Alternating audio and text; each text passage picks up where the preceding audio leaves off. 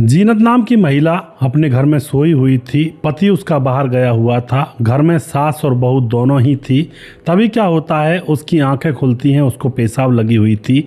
तो वह जगने के बाद जैसे ही बाथरूम में जाती है पेशाब करने के लिए और वापस जब लौट रही थी तो सास के कमरे में से कुछ अजीब सी आवाज़ें उसको सुनाई देती हैं। उसके बाद वह सास के कमरे के दरवाजे पर खड़ी होकर के अंदर की आवाज़ें सुनने लगती हैं, जो कि रंगीन आवाज़ें थी और एक दूसरे से प्यार करने की आवाज़ें थी। यानी कि सास जो कि विधवा थी, उसके कमरे में आखिर ये कौन था जो उसके साथ प्यार कर रहा था।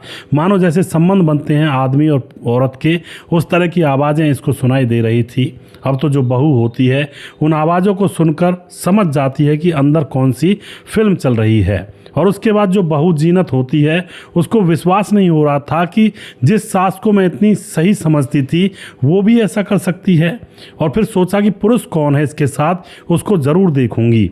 और उसके बाद उनके कार्य क्षेत्र में हस्तक्षेप नहीं करती है और वहीं पर छुप जाती है कि कभी तो यह पुरुष निकलेगा।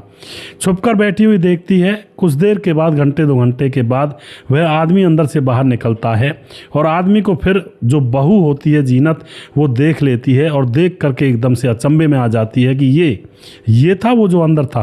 अब तो यहाँ पर दोस्तों जो बहू होती है, आदमी को देखने के बाद जीनत चुपचाप जा कर के सो जाती है। और उसके बाद जीनत ने भी कुछ ऐसा यहाँ पर कदम उठाया, उसके कदम की वजह से बहुत बड़ा कांड यहाँ पर हो जाता है और एक बहुत बड़ी घटना का खुलासा होता है। पूरी कहानी जानेंगे वीडियो के अंदर, आखिर क्या हुआ था। तो वीडियो को लास्ट तक ज़रूर देखा करें, जिससे कि नॉलेज मिल सके कि आखिर समाज, देश और दुनिया के अंदर आखिर चल क्या रहा है। नमस्कार, मैं हूँ सुदेश कुमार और तिरछी बात चैनल में आपका स्वागत है। दोस्तों, उन्नाव के अंदर खेड़ा गाँव पड़ता है। खेड़ा गांव के अंदर सुबह सुबह गांव की महिलाएं पानी लेने के लिए जंगल में बने हुए कुएं पर जाती हैं। वो कुआं ऐसा था, उसका पानी बहुत मीठा था और गांव की महिलाएं वहां से पानी भरकर ले जाया करती थी। और जून का महीना था, गर्मियों का समय था, तो कुएं के अंदर पानी बहुत ठंडा रहा करता है और उसको पीने के बाद ऐसा लगता मानो जैसे अमृत पी लिया हो। कहीं कहीं किसी किसी जगह पर ज़मीन में ऐसे कुएं हैं दोस्तों। तो उसके बाद सुबह सुबह महिलाएं उस कुएं पर पानी लेने के लिए जाती हैं तो वहाँ पर एक बाइक खड़ी हुई थी। महिलाएं देखती हैं किसी की खड़ी होगी, पानी भरने लगती हैं। लेकिन जैसे ही अपना टोकनी कलसा कुएं के अंदर डालती हैं पानी लेने के लिए रस्सी से बांध करके, तो अंदर एक लाश तैर रही थी। अब तो लाश को देख करके सारी महिलाएं ज़ोर ज़ोर से चीखने लगती हैं और फिर ज़ोर ज़ोर से इधर उधर से लोगों को बुलाने लगती हैं। लोग वहाँ पर आ जाते हैं, कुएं के अंदर झांक कर देखते हैं तो कुएं के अंदर एक युवक की लाश पड़ी हुई थी। तो उसके बाद पुलिस को खबर की जाती है। 4 जून 2024 की यह घटना थी दोस्तों, गर्मियों का समय था। पुलिस आती है, लाश को निकाला जाता है, उसके जेब टटोले जाते हैं कि कोई आईडी प्रूफ मिल जाए या फिर कोई ऐसी पहचान मिल जाए जिससे पता लग सके कि आखिर ये कौन है। लाश को निकालने के बाद गांव वालों को भी दिखाया गया था, लेकिन कोई भी गांव वाला उसको पहचान नहीं पाया था। सभी ये कह रहे थे कि ये हमारे गांव का नहीं है। अब पुलिस उसके बाद पानी के अंदर भी अपने लोगों को उतारती है, गोताखोरों को, कि शायद इसके जेब में से कोई कागज़ या फिर कोई इसका आधार कार्ड नीचे गिर गया हो या फिर कोई ऐसा पर्स हो या कुछ भी हो, शायद नीचे गिर गया हो। तो जाकर के कुएं के पैंदे में जाकर देखें, खूब चेक करते हैं, लेकिन अंदर भी कुछ नहीं मिलता है। अब उसके बाद वहाँ पर जो बाइक खड़ी थी, लोगों ने कहा कि ये बाइक यहाँ पर काफ़ी देर से खड़ी हुई है। और फिर पुलिस पूछती है ये बाइक किसी आप लोगों की है क्या, लेकिन गाँव का कोई भी व्यक्ति बाइक की नहीं हामी नहीं भरता है कि हमारी है। तो बाइक खड़ी हुई थी, उसका नंबर, आजकल तो ऐसी ऐप चल रही हैं, नंबर डालते हैं, उस बाइक के मालिक का सारा कुछ नाम पता सब कुछ निकल आता है। तो उसका भी नंबर डाला जाता है इंटरनेट पर, तो उस बाइक के मालिक का पता चल जाता है। बाइक के मालिक का नाम होता है नदीम, जो उत्तर प्रदेश के कानपुर का रहने वाला है। और उसके बाद उसका पूरा एड्रेस यहाँ पर पुलिस को मिल जाता है। तो उसके परिवार को बताया जाता है कि आपके लड़के की यहाँ पर मौत हो गई है। नदीम जो कि 25 साल उसकी उम्र थी, 25-26 साल। और उसके बाद लाश को पोस्टमार्टम के लिए भेजा जाता है। पोस्टमार्टम में पता लगता है कि चाकुओं से वार किया गया है। हत्या करने के बाद लाश को अंदर पानी में फेंका गया है और डूबने से मौत नहीं हुई है।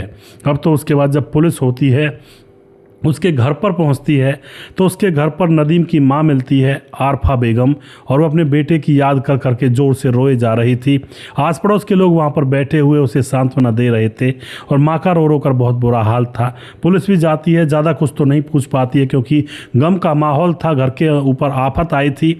तो पुलिस जाकर जब पूछताछ करती है तो बताया जाता है, जो माँ होती है कहती है कि दुकान पर गया था, उसकी दुकान अनवरगंज में है, कपड़ों का शोरूम है, वहाँ पर गया था और उसके बाद वह आया ही नहीं लौटकर, उसकी मौत हो जाती है। अब यह खबर पुलिस को पता लग चुकी थी। और दोस्तों यहाँ पर अब जब पुलिस पूरे परिवार का मुआयना करती है तो परिवार में कौन कौन लोग थे। सबसे पहले नदीम था जिसकी मौत हुई थी, 25-26 साल इसकी उम्र है, और इसकी पत्नी है जीनत जो कि फ़िलहाल मायके गई हुई थी। और नदीम की अनवरगंज में कपड़ों की दुकान है, बड़ा शोरूम है, और नदीम की माँ है जिसका नाम आरफा बेगम है, और इसका मामा है ताहिर। और उसके बाद जो मामा ताहिर होता है वह आकर के एफआईआर दर्ज करवाता है कि मेरे भांजे की हत्या किसने की है, उसके बारे में आप कार्रवाई ज़रूर करें। तो अब दोस्तों यहाँ पर पुलिस काफ़ी कार्रवाई करती है, परिवार का भी पता लग चुका था, लेकिन कोई ऐसा क्लू नहीं मिल रहा था कि जिससे पुलिस कोई कदम उठा सके। कोई ना कातिल का पता मिल रहा था, ना कोई ऐसे कोई सबूत मिल रहा था जिससे पता लग सके। 1 महीना गुजर जाता है। 1 महीना गुजरने के बाद अभी भी पुलिस हताश उदास थी। तभी दोस्तों थाने के अंदर एक बुरखा वाली मैडम आती है और वह आकर के कहती है कि मैं कुछ कहना चाहती हूँ नदीम वाले केस के अंदर। अब तो पुलिस उसको बैठाती है और बैठाकर पूछने लगती है कि बताओ जी क्या कहना चाहती हो और आप कौन हो। तो बुरखे वाली मैडम बताती है कि मैं नदीम की पत्नी जीनत हूँ और मैं आपको उस कत्ल के बारे में कुछ बताना चाहती हूँ। मेरे पति की हत्या के पीछे उसकी माँ आरफा बेगम का हाथ है। पुलिस पूछती है तुम ऐसे कैसे कह सकती हो। वो कहती है कि हमारी सास, जो मेरी सास है, वो सारी प्रॉपर्टी हड़पना चाहती थी, मतलब प्रॉपर्टी को बेच करके यहाँ से भाग जाना चाहती थी। पुलिस पूछती है क्यों भाग जाना चाहती थी, तो वह बताती है कि वह एक आदमी हसन से प्यार करती है और मैंने कई बार उनको एक दूसरे के साथ संबंध बनाते हुए भी देखा था। वह हासन को लेकर के भाग जाना चाहती थी और उसके साथ प्यार करती थी और उसके बाद हम दोनों पति पत्नी के साथ कई बार वह झगड़ा भी करती है और बार बार सास ने जब झगड़ा किया तो अब यहाँ पर माहौल जो घर का होता है वो ख़राब हो जाता है। इस बारे में भी वह बताती है कि हमारे साथ रोज़ रोज़ झगड़ा करती थी कि मुझे प्रॉपर्टी बेचनी है। अब मैंने सास को कई बार उस हासन के साथ संबंध बनाते देखा तो सही, लेकिन मैंने कुछ कहा नहीं और मैंने उसके बेटे से कहा था, लेकिन बेटे ने मेरी बातों पर यकीन किया ही नहीं था। अब तो पुलिस इतनी चीज़ों को जब मतलब पता लग जाती है तो उसके बाद पुलिस सास और बहू, क्योंकि ये जो आई थी इसके ऊपर भी मतलब शक करती है पुलिस, दोनों की कॉल डिटेल्स निकालती है, लेकिन यहाँ पर कुछ भी पता पुलिस को नहीं लगता है। उसके बाद नदीम जो मृतक था उसकी कॉल डिटेल्स निकाली जाती है तो वहाँ पर एक संदिग्ध आदमी जिसका नाम होता है सलीम, और सलीम की जान मतलब कॉल यहाँ पर गई थी उसके पास लास्ट बार। सलीम का पता लगाया जाता है तो सलीम जो था वह आपराधिक प्रवृत्ति का आदमी होता है। और अब उसके बाद 19 जुलाई 2024 को सलीम को कानपुर से पकड़ लिया जाता है क्योंकि सलीम अपने घर से फरार था तो उसके ऊपर शक होता है पुलिस को। और उसके बाद 19 जुलाई 2024 को कानपुर से पकड़ने के बाद सख्ती से उसकी खातिरदारी की जाती है। तो अब सलीम पूरा राज खोलता है पुलिस के सामने। सलीम कहता है कि मुझे तो 2.5 लाख रुपए इसको मारने के लिए हसन नाम के आदमी ने और इसकी माँ ने मुझे दिए थे, यानी कि इस लड़के की माँ ने अपने प्रेमी के साथ मिलकर के मुझे 2.5 लाख रुपए इसे मारने की सुपारी दी थी। अब तो दोस्तों यहाँ पर एक और नया खुलासा होता है जो बहुत ही शायद वह सही कह रही थी, और जो पुलिस होती है तुरंत इसकी माँ को उठाती है, आरफा बेगम को, और उसका प्रेमी हासन उसको उठाया जाता है। और उसके बाद दोस्तों यहाँ पर क्या होता है, जो हासन होता है वो अजमेर का रहने वाला था। उठाने के बाद सख्ती से पूछताछ अब इनसे की जाती है तो एक और नया चैप्टर यहाँ पर खुलता है। जो आरफा बेगम होती है, इसके पति का नाम था नईम जो कपड़ों का कारोबारी था, और बेटा नदीम था, और एक बेटी थी जिसकी शादी हो चुकी थी। और उसके बाद दोस्तों यह अपने बेटे की भी शादी करती है। जब इसके पति की मौत हो जाती है सारा कारोबार नदीम संभालने लगता जो कपड़ों का व्यापार था। और शादी होने के बाद अब जीनत बहू बनकर इनके घर में आती है। और दोस्तों अब पत्नी जो जीनत होती है उसने इस सास को संबंध बनाते हुए हासन के साथ देख लिया था रात के समय, जैसा मैंने आपको कहानी के स्टार्टिंग में बताया। और यह बात अपने पति से बोली नदीम से, लेकिन नदीम कहता है कि मेरी माँ के ऊपर गलत आरोप मत लगा और अपनी पत्नी को उल्टा पीट देता है। लेकिन दोस्तों आरफा जो होती है उसको लगता है कि उसकी बहू उसके ऊपर लगातार निगरानी रख रही है, और जब क्या होगा, जब एक दिन मेरे बेटे को मेरे कमरे पर लाकर खड़ी कर देगी किसी दिन रात में, तो अब जो आरफा होती है सास होटल में जाकर के अपने प्रेमी से संबंध बनाने लगती है। और उसके बाद अब उसकी प्लानिंग बदल जाती है कि ऐसे बहू बेटे का क्या करना, अब मैं जितनी भी प्रॉपर्टी है अब मैं उनको बेच करके और प्रेमी के साथ फरार हो जाऊंगी। प्रेमी भी उसकी इस चाल में शामिल था।